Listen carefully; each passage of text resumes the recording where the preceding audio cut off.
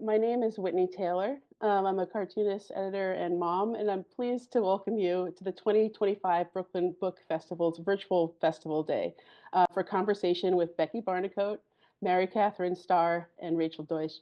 Before we begin, I want to let you know that the books by the authors in this program can be purchased through the link in the chat. So I'm so excited to have these three wonderful authors today to discuss their lovely books about motherhood. So I'm going to introduce everybody. Becky Barnicoat has drawn for The New Yorker, BuzzFeed, The Guardian, Netflix, and is a regular contributor to The New Statesman and Grazia, along with her debut book, Cry When the Baby Cries. She has also illustrated Holding the Baby by Nell Frizzle and 101 Tiny Changes to Brighten Your World by Abe Malone. She lives in England.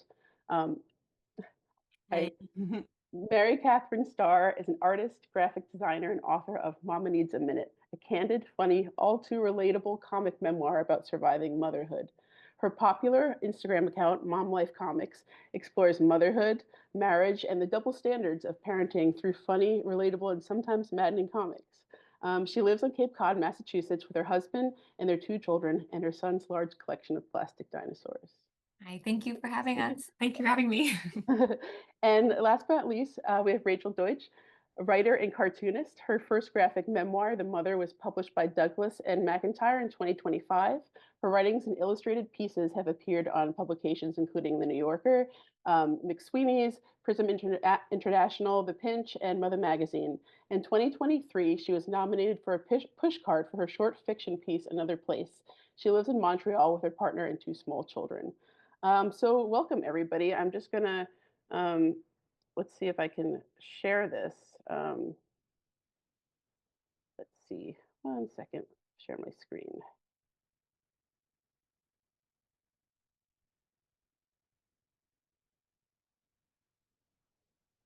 All right. There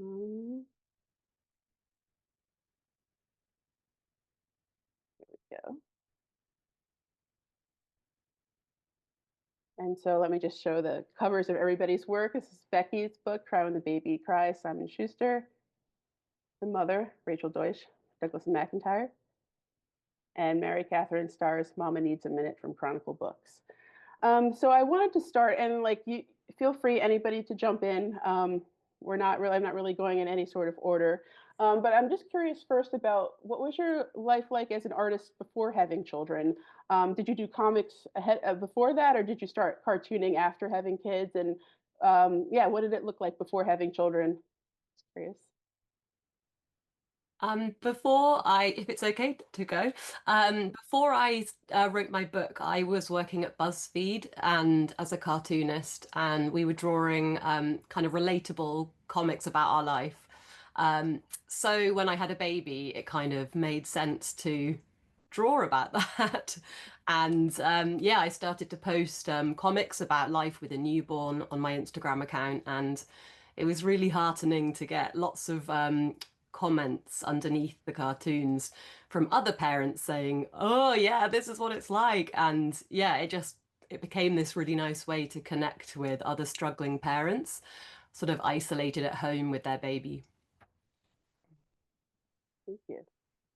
So I had a different path. I had never really done comics before having kids, and it really became I kind of fell into making comics. I'm a graphic designer and an artist, and I have a graphic design business, but I was kind of just looking for a way to express some of my frustrations with the overwhelm and the inequality around parenthood. And I kind of just started drawing these little illustrations for my personal Instagram feed. And just, it was really, I didn't even call them comics at the time. I was just kind of looking for a way to create some sort of imagery to share when I was talking in the caption about the frustrating parts of motherhood and the parts I was shocked by or feeling, anxious about. And so I just was like, I'm going to try drawing some little illustrations to share with this commentary that I have. And from there, it kind of, grew. I saw people responding to it in the same way that Becky said. I found that other moms were really drawn to these little images and what they said. And so it kind of,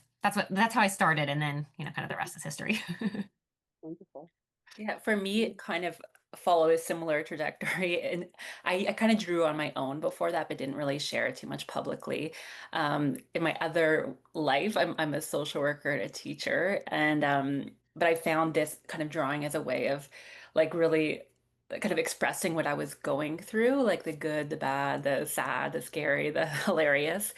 And I found motherhood to be really creatively inspiring. And I think something shifted in my brain near the end of pregnancy and um, um, like a kind of creative flow, but also caring less in terms of like the self-doubt and the fear of putting myself out there kind of disappeared. And that's and so same thing, I shared them and then they became, a lot of responses and that encouraged me to share more. Yeah, that's great. What do you think about like the medium of comics in general that like works and loans itself to motherhood? Like I don't know. I feel like there's something particularly special about like sequential art that I think it just makes it, for at least for me, I think it's really like great for telling stories about parenting. What do you guys think? I think motherhood is really absurd. And there are so many parts of it that you just can't, like, there's so many moments I've had since becoming a mom where I'm like, how is there no one here to see how ridiculous this is? Like, Right. this is so insane. Or, you'll find yourself in these situations where, you're covered in different fluids and everyone's crying and you're just like, it's like you just want to connect with someone over the insanity of this moment.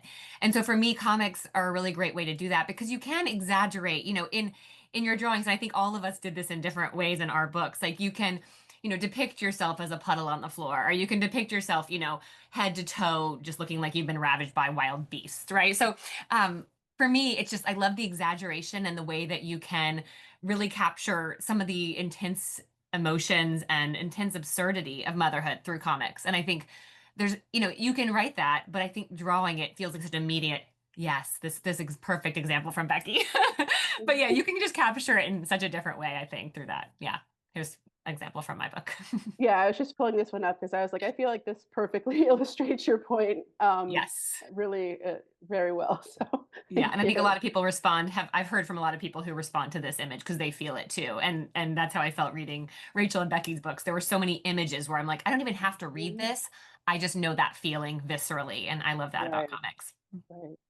It's a very being a parent, it's especially very young children, is quite a kind of visual experience. Well, because for a lot of it they aren't even talking, so you're Right. kind of involved in these like physical encounters with this baby, and it can be like screaming, dropping things, crying. So I think cartoons make the most perfect way to sort of depict, that very visceral, experience of mothering. Mhm. I think Totally. it can kind of show the internal world versus the external. And there's so many moments where like the internal world is just so insane. And then you're kind of like existing in this, structured, organized type of like world. It's not for, children and mothers and that sort of thing. And I thought that was useful for cartooning, to show that. And the kind of, a lot I got a lot of imagery about like this picture like animals as well. Even when I was giving birth, like I felt like various animals. I felt like presences of different beings and that sort of thing. And also breastfeeding, there's something so animalistic about that Mhm. it was magical and hilarious and scary and all that. And I thought that was it was great to show it in cartoons. Yeah. That goose cracks me up when I see it. It's so good. Yeah, no, I agree with all your points, and I think too, it's like there's so much of a mental load with being a mom, and so like there's something about the immediacy and the brevity of comics too that I feel like really translates to like our lifestyle. So I don't know. That's just another thing that's like I thought about, especially like when looking at all of your comics. Yeah, I definitely when I was drawing my comics and writing the book, I had in mind a harassed mother of a newborn, being able to read it. And so a quick comic that you can just absorb really fast while you're in the middle of changing a nappy or breastfeeding felt like a great way to communicate. Totally. And that's actually something I wanted to bring up with your books because they seem to be like one thing I've noticed that they have in common is there are comics kind of interspliced with more prose and more narrative. And I'm wondering, like, whoever wants to go first, how did the process work for your book? Did it start with your online comics and then it became a book, or was it like something in between there? Or if you each want to discuss your individual journeys from, making these, like starting making these short comics to your book, that would be wonderful. I could start for this one. But, I would say I shared like vignettes first before it became a whole book. And then I had kind of feedback as well from other people, saying this should be a book. Why don't you try writing it out? And so I guess when it became a book, I kept some of the like vignettes in there and some of the kind of more like emotional one-pagers, and added the story around it. So it was a bit of both. Wonderful. Yeah, I had my Instagram account and cartoons that I'd been sharing for BuzzFeed about parenting, and yeah, I had a similar experience of people saying you should turn this into a book, like other mothers would want to see this. And then the kind of writing process for me was actually writing a first person narrative, and I actually wrote the kind of whole script as if I was telling my story, and then I went back and illustrated it afterwards to build it into the book. Oh, wow. That's really interesting. Yeah, How I about you? also did that. I had a big Google Doc where I wrote out kind of it was all really all text based at that point. But yeah, writing Mhm. out how the book would flow, and again, in a similar way, telling my story. And to me it felt very clear when I decided to write the book that like I knew exactly the story I wanted to tell. And Yeah. for me it was like I really want to focus on, how my husband and I got to this point where, we started out very equal parents, and then we find ourselves a couple year into parenting, where we've fallen into these traditional gender roles, and how did that happen and why, and what the heck's going on. And so for me it was very much I want to use our story to delve into this topic and figure it out. Mhm. So the process, that was what I've been exploring a little bit in my comics on Instagram, and but I really hadn't gotten to like do a full narrative, telling that story and breaking it down. And I was really excited about that opportunity to like spend more time with this kind of content and this subject matter, and use the book, as like a kind of a therapeutic deep dive into what happened and explore it, on a deeper level. Yeah. So fascinating. And I think it really works. Like it works in all of the books. I came away personally feeling really thankful for those books, your books, because I ended up having my first child in April 2020, which was like a nightmare time to have a child, and like kind of going into parenting like on our own in the beginning of the pandemic, and so being able to like, you know, just see your work online and now in book form, it's just been really wonderful, because, and that's another thing, I'm going to get to the pandemic in a little bit, but I just wanted to let you all know that like your work has seen, like all my mom friends love your work, and for a lot of us who had babies in 2020, it was like a real lifeline for us, so really appreciated. I want to talk about, well, there's a lot of things I want to talk about, but first of all, let's just talk about like what have been your most, if you could pick like one or two, what are your most successful comics that you've had like online? Which ones do you feel like connected with people the most, or you found people found to be the most relatable? And if you have any stories you want to share about that, that would be wonderful. I can go first since mine Oh is yeah, up go. there. That's the one. Sorry, Mhm. just so you don't have to come back to the slide. This one that you have now is, I called it the illustrated guide of an illustrated guide to the double standards of parenting, and this was my kind of first comic to go viral, and that really changed my career path for me. But yeah, I think, similar to what we've talked about, I mean, I think the fact that in this comic, it's really simple, it's quick and easy. You get the point really fast. I have a lot of other comics that have a way more words and are much more of a narrative, but I think this one struck a chord because it's so simple and you can see very quickly like the contrast between obviously how moms are treated or judged and how dads are treated or judged. And so I think, I've found that kind of the more universal comics that are really quick and easy to read and to grab kind of the headlines, are the ones that tend to strike the most conversation and reach the most people, which I think is ultimately, I want to get this message out. So that's really, important to me to try to reach as many people as possible to start to kind of break down the contrast between these double standards and the way moms are treated and dads are treated. Yeah, but most of the ones I do, anything I do kind of about these double standards or talking more about these societal expectations that are different between moms and dads, those tend to be the comics that where I kind of am able to have the most conversations with people online, and positive and negative, but usually mostly positive when coming from other moms. Well, I mean, I think it's something that a lot of folks are uncomfortable talking about. We don't really always have a language for that. We don't come into partnerships or having kids always knowing how to do these things. And I think there is a lot of difficult feelings that moms hold with them, about division of labor and all of that. And so I'm glad that you've been like having those conversations, and that a lot of people feel that they can talk to you about that and share their experiences. What about you, Rachel? Yeah, just to react to that, I think it's so powerful to kind of talk about this, especially now, like this whole, I mean, gender inequality is such a major thing, and it came up as well so much in when I became a parent. It was really, and a lot of my book was about kind of the conflicts and the stress that arose in the partnership and the relationship after becoming a parent, because you can't really ignore some of that stuff anymore. Um, in terms of online, I guess I do a lot of like political cartoons as well, and those again, and including about like motherhood in different places in the context of war and that kind of thing. But for this book, I would say in terms of like silly creative stuff, I have this character, this kind of side character called the Wandering Boob.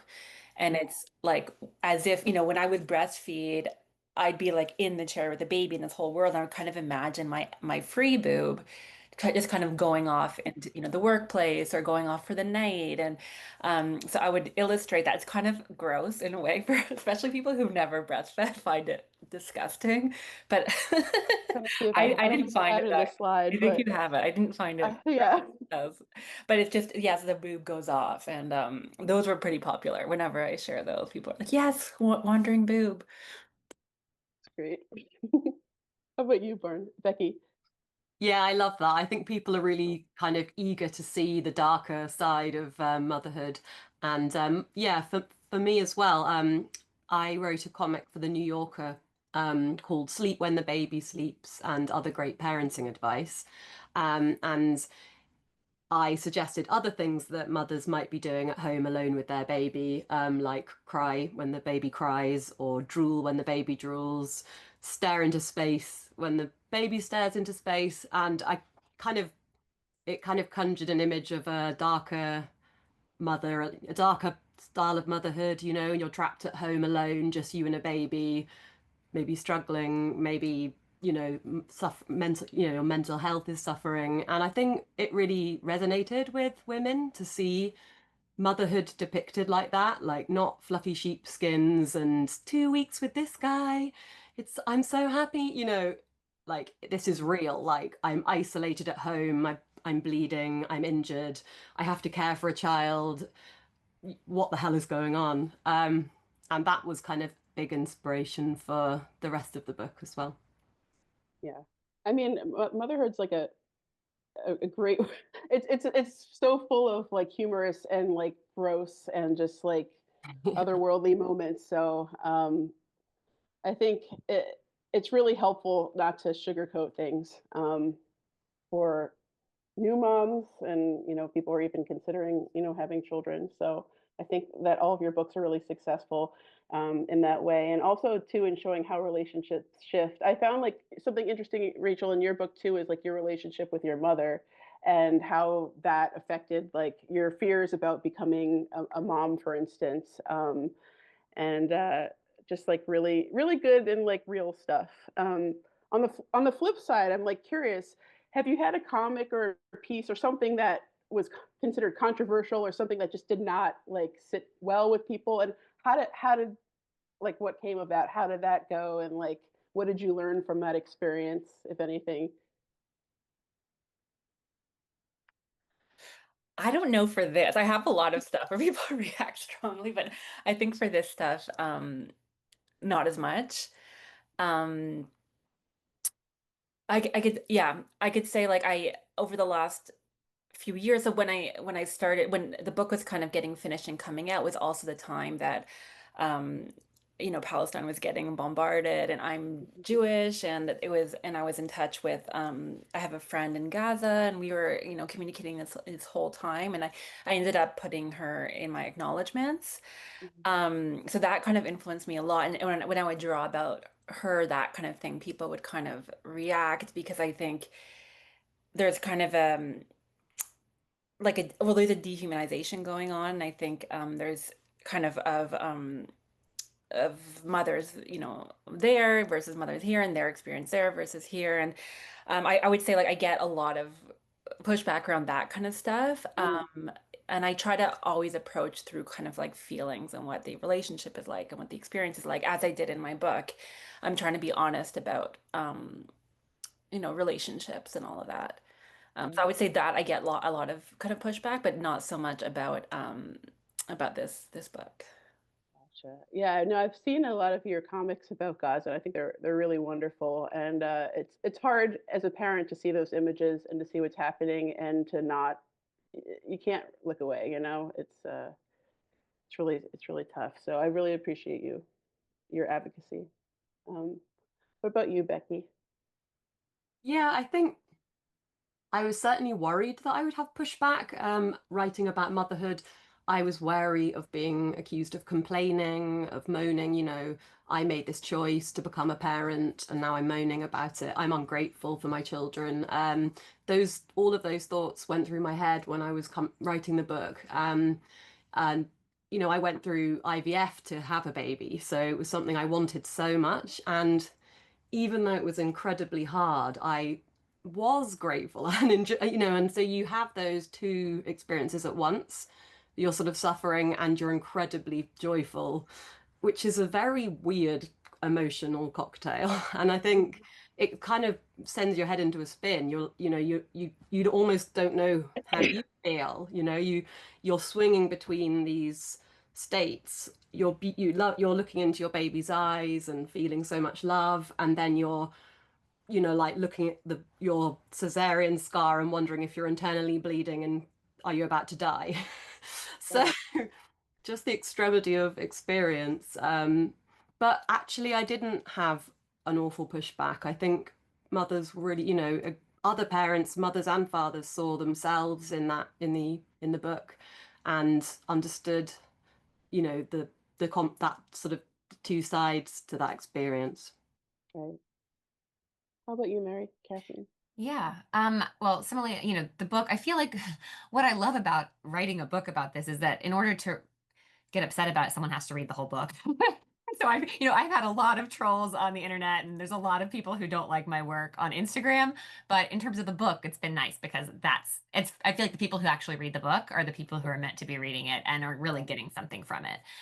So I love that. But in the book, I actually have a little part about one of my most controversial comics, which is very interesting to me because I make I also make political comics and I have a lot of social commentary that I think is way more controversial than my most controversial comic that was really like it went viral but in a bad way. And it was a comic I made about the difference between moms and dads, or at least between me and my husband, I should say. Very personal comic, but and how moms are often kind of saving the treats for their children and not enjoying things they like because they want to save it for the kids. And then, in the comic, it's my husband doesn't have that same urge. So it's a comic where we're both looking at a fresh peach on the counter, and my husband sees the peach I see the peach and I think, oh, look, the last fresh peach. I'll save it for the kids. They love peaches. And my husband's looking at the exact same peach and he says, oh, look, the last fresh peach. I'll use it in my morning smoothie. And this is something that happens all the time still. It's like now it's a joke in the house, but where, I was always, especially in the early days of motherhood, like always saving all the fresh fruit for the kids and my husband would eat it. And, the comic was kind of commenting on both the fact that I'm always thinking of the kids and maybe he's not as much. And I think that we're socialized to do that. but then also commentary on like, as a mom, I don't need to be a martyr. I don't need to sacrifice anything I enjoy or everything I enjoy for my children. And so, that comic to me is like a pretty straightforward commentary on parenting and motherhood, especially. And the first few times I shared it over the years, no one really reacted except for other moms being like, "Oh my gosh, yes, I do this too," or "We have the same dynamic in my house." And then at one point I shared it, probably the third time I'd shared it, it got picked up by a bunch of people on Twitter who decided that I was, a horrible person and depriving my husband of fresh fruit.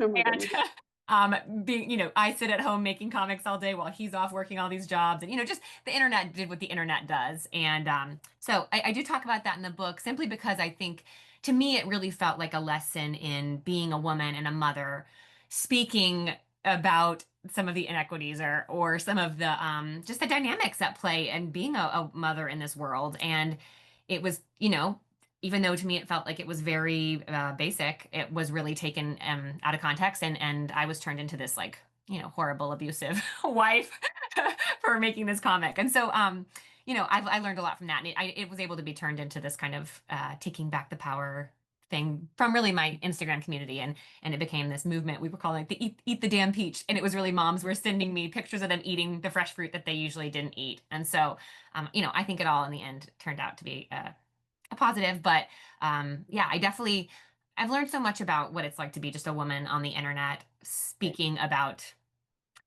any injustice. People don't like that. Men don't like that. A lot of men don't. I have a lot of wonderful men in my community too who are very supportive and great. But yeah, it's definitely been a learning experience. Eat the damn peach. I vaguely like remember that from Twitter a while ago, and I didn't really see the problem with it, because I mean I think it really speaks to like how often how men are socialized, and the roles that we sometimes find ourselves in a marriage, or in a relationship, or in a parenting relationship, um, where we're always doing things for others and putting ourselves last. So I think I mean, the fact that it caused that much controversy is a little surprising, but also like the internet's a little wild. So, but yeah, at least it inspired some important conversations, at the end of the day. So that's great. I want to talk next about your birth stories, and like what the experience was like drawing your birth stories, because I mean there was a wide range of experiences from what I read. Natural births, medicated births, C-sections, and some were peaceful and others were traumatic. So I'm just curious, like, what was your experience writing your birth story, and how did you find it to be therapeutic? Did you find it to be difficult? What was your experience? I really enjoyed writing my birth story. I had a really sort of strange start to it. I was having an induction because of having an IVF pregnancy. They wanted to induce me when I got to 40 weeks. And I went into the hospital and I had this kind of vision of my ideal birth, which would be, in the birthing pool, very calm and relaxed. And I'd read about that and I'd done hypnobirthing. And I was given an injection to start the labor. And then I went to sleep. And sometime in the very early hours of the night, I was woken up by a midwife who kind of shook me awake. And she was a nun as well, in a full habit. And she kind of loomed over me and said, "It's time to check your cervix." And just went for it. Like, she kind of got me to put my legs up and she just shoved her hand in, and it was agonizingly painful. I'd never had anyone do that to me before, and it was shocking. I was in pain, and I was telling her it hurt. Could she stop? Could she be more gentle? And she just kind of didn't listen. And I remember having really sort of dark thoughts while this was going on, like, oh, this might be what it's like to be sexually assaulted. Why am I finding out what that feels like now, 9 months pregnant, while I'm meant to be in labor? It really upset me. It really disturbed me. After she went, I was just kind of in shock, and I really, I didn't want anyone to sort of touch me again. And I had another sort of 12 hours of doctors trying to break my water, find the cervix. They could never find the cervix. Apparently it was too high, which was, I felt like it was a criticism I'd somehow failed. Yeah, and I just couldn't believe like how violent it was and how blasé all the medical staff were with my pain. It was like, yeah, when women give birth, they're in pain. This is normal. And I was like, but I'm not giving birth. You're shoving your hands at me violently. This isn't part of it. Doesn't have to be part of it. It was just really distressing. And I ended up backing out of the whole thing and asking for a cesarean section so that they wouldn't be touching me there anymore. And that became a more positive experience for me. And I think if you view having your abdomen cut open as a positive experience, it kind of really says a lot about how horrible the natural birth route, had become for me. I really like yeah, how you approached C-section, though. As someone else who had C-sections, like it's still wild to me that it's such a major surgery, and then they're like, okay, just like get up and like take care of this like little, wiggly dependent, and then you're like, but I've just had like 7 layers of my body cut open, like I don't know. It's unbelievable, isn't it? You can't walk, you can't move. The pain is like nothing you've ever experienced. You've got a catheter, you're really physically injured, and they just like, this is normal, have a baby, bye. Right. And the thing that I liked about all of your work is that like this like there's this like gap between like what your ideal birth is and then the birth that happens. And it was reassuring to know that like I wasn't the only one who felt like, oh, I had failed at doing birth the right way, I think a lot of us go in with these preconceived ideas, and then we're like, what happened? That was a whirlwind however many hours. And it's a lot to process. So I really love how all of you dealt with the issues that came up during your pregnancies and during your labor. Anyone else want to jump in about your birth story? I'll just say, I think I mean I think the reason it's such an important story, a part of each of our stories, is because at least in my case, that birth set the stage for how I entered motherhood for the first year or two, and I too felt like I'd failed at the birth I wanted and I thought was like normal. People made it sound like if you just did these things, if you did the hypnobirthing classes, if you prepared, if you spend a lot of time visualizing what you wanted birth to be like, you could do it. And I really went into it just thinking like, oh, well, I'm a yoga teacher, I can do this. And then when my birth went so awry and things were so, horrible, and it was really traumatic, and in the end, I came out of it feeling like, yeah, like I just completely failed. And this was my first test as a mother, and I've already failed. And I think for me, many parts of the dynamics that we created in our household that first year or so of parenting were due to the fact that I was trying to kind of um, make up for what I saw as my initial failure. And I was trying so hard to not fail as a mom. And I think, anxiety got involved there, and, all the postpartum hormones and emotions.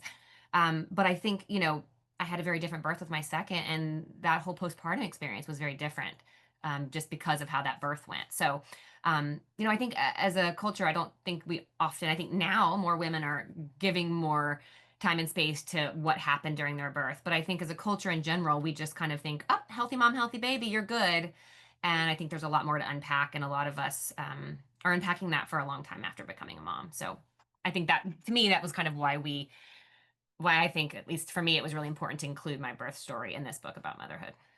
Yeah, and I really appreciate how you and everybody else like really like address mental health too. Not only like during pregnancy, but postpartum, whether that be postpartum anxiety, depression, whatever.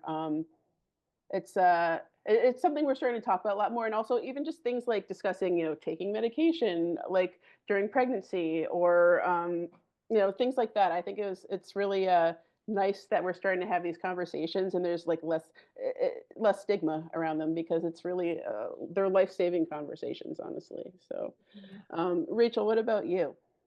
Yeah, I was really excited to draw the birth. I think it was maybe I drew it earlier on and just like pushed it to the side because I wanted to do it. I don't know if I sent you those ones. So I had depression and anxiety during pregnancy. Like it just kind of hit me around 26 weeks, and I was like so sad and anxious. And so I started taking an SSRI during the last part of my pregnancy. And then after I gave birth, actually was like ecstatic. Like I had like it's a really weird inverse kind of thing happening. But the birth, I had an okay birth as far as I go. I kind of leaned into the whole like crazy animal side of it. Mhm. I remember like desperately wanting the epidural. Like I had heard great things about it. And I'm not a drug user in the rest of my life, but I was like, this is my chance, like, for the fentanyl. Like I had a very I really wanted it. And I feel like that's also not permitted for women. Like it's kind of like, try not to have it and, be a Taking the easy it's way so out. hard. Yeah, like wow, you had the natural. And the second time the epidural didn't work and I did it without and like it sucked. But also like, shouldn't we have like the high? Like, don't we deserve like a little bit of so I feel like the whole discourse around it is so bizarre. Like I feel like we're doing enough bringing life into this planet. Like give us a better experience of it. And we have so many stories everywhere of like war and theft and sexual assault and like these are the kind of movies we watch. And yet there's this thing that's happening to everyone who gives birth. It's very exciting and crazy and out of this world. We should be telling these stories more. So I Sure. kind of had the experience after of like, how are we not talking about this all the time? Which I did for like the first year. And then I kind of had it out of my system. I don't really talk about it as much anymore. But I remember like when I would go out with my friends, I'd be like, what? Like, what was that? What was that just happened? And I wanted to hear exactly what happened to them. So I think we should be sharing these stories a lot more. Totally. And I really appreciate how, you all talked about breastfeeding and the realities of breastfeeding and, um, IVF and miscarriages and like all these things that like are super, super common that we just, a lot of people don't feel comfortable talking about. I also, another thing I noticed that was in all of the comics was the idea of having it all. What does that actually mean? Maybe that's a terrible thing. Um, these are just super important things that we don't always come into motherhood equipped to understand. So I want to ask you a lot more, but we need to get to questions from our listeners. So let me just double check and see if we have any questions coming through. Yes. So let me just stop the share. All right. First question is, do you all see yourselves continuing to make comics about motherhood as your children grow up? Anyone? I think just as someone who likes doing autobiographical work and gets a lot of, inspiration from my life, yes. Um, I guess it's always like kind of watching how I'm portraying my kids and, with respect. Like often it's I'm the one you're laughing at. It's not other people. Or it's something I find like very cute that they're doing, or it's my kind of journey. But I guess being more aware of that as my kids get older. Yeah, I think the dreadful lie of having it all carry continues to be provide a lot of source material for comics for me. Every time I'm feeling completely overwhelmed, having to parent two children, get them to school, get them to do their homework, get myself dressed and fed, do my job. And meanwhile, there's this like monstrous house, like dripping with dust and filth that I somehow have to deal with as well. Yeah, every day kind of jucks up a sort of funny thing to draw about. So I think I will probably carry on. Yeah, I feel similarly. I think for me, when I first started making comics, it came from this place of like real kind of desperation to connect and to talk about what I just felt like I was kind of blindsided, the parts of motherhood I was blindsided by. And I think as my kids have gotten older, my kids are now 9 and 6. I have a little more space from that, like the kind of just like desperation part of parenting and part of looking for other moms to talk to talk with about this. And so now I feel like I've been able to zoom out, and I'm still very interested in the personal, and I still really love making autobiographical comics, but I've also gotten, more interested in kind of the big picture cultural narratives around motherhood and societal expectations. And like that's kind of what other people are experiencing, telling other people's stories as well, and like showing the ways in which motherhood is the issues that I have with motherhood that I thought were personal issues are actually really public, universal, worldwide issues. And so, I think I'm definitely going to keep talking about motherhood, but I do think that I've zoomed out a little bit in some of my focus, and I still love the nitty gritty personal to kind of show examples of these big picture issues, but it's been really cool to just kind of keep interacting with this type of subject and with other mothers online, and kind of watch this world that I started out experiencing kind of expand and now become much more of a societal structure that I'm interested in critiquing. Anyone else? All right, we're like running short, so I'm gonna do one more question. I really would love to hear more, but and then we'll wrap up. Can you somebody asked, please talk about motherhood during the pandemic. Everybody's favorite topic.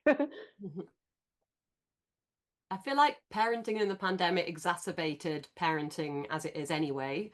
One of the things that has bothered me the most about being a parent is how unseen it is. You do these incredibly hard, challenging, extraordinary things behind, like hidden inside your home, and nobody witnesses it. And I found that really sort of like stressful, and so drawing, the experience felt like the way to kind of show what's really going on, what it's like. And the pandemic was, we were even more isolated than we would be. We had no, you didn't have play groups, you didn't have your family anymore. Yeah, it kind of like condensed it down to like the worst form of parenthood ever. But those problems still exist after the pandemic as well. So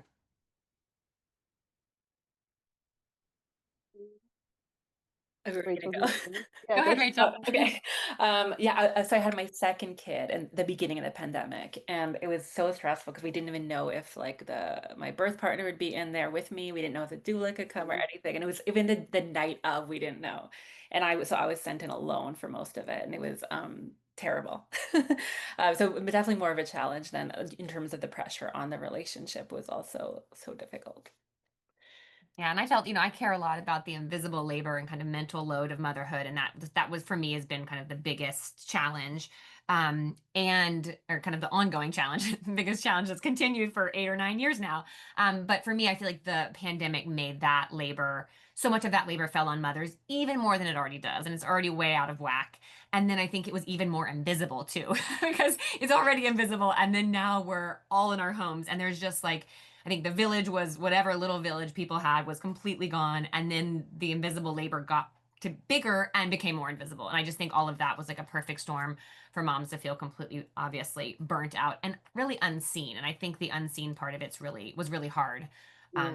as well. So yeah, to me that was kind of the backdrop of all of our books in a different way, was that, and then this happened. Like it was already hard, and then this. yeah. And yeah, I think that maybe is, at least for me, that was definitely one of the things that galvanized me to start making comics and making them more and making them more personal too. Yeah. And I really feel like that was a time too when you had like this audience, these people like really like hungry for this sort of stuff. So I think it like yeah, this pandemic's been terrible, but I think it was also there was an opportunity in that moment to really connect with people who are looking for support, and I think that your comics online have done that, and as books they do that as well. So it's just really wonderful. I want to before we wrap up. Can you let us know how can people follow you? What's the best way to keep up with what you're up to? For me, it's weird mom art, one word, on Okay, on Instagram. Instagram. Or yeah, just Google me. Yeah, I'm mainly on Instagram as well, even though I disagree with the platform. And it's at Becky Barnicoat. And I am also on Instagram and on Substack as well, because I've been trying to kind of take a little more ownership over my my art. But it's on Instagram, at momlife_comics. And then on Substack, it's Mom Life Comics. This is personal, but you can find that through my website as well, which is marycatherinestarr.com.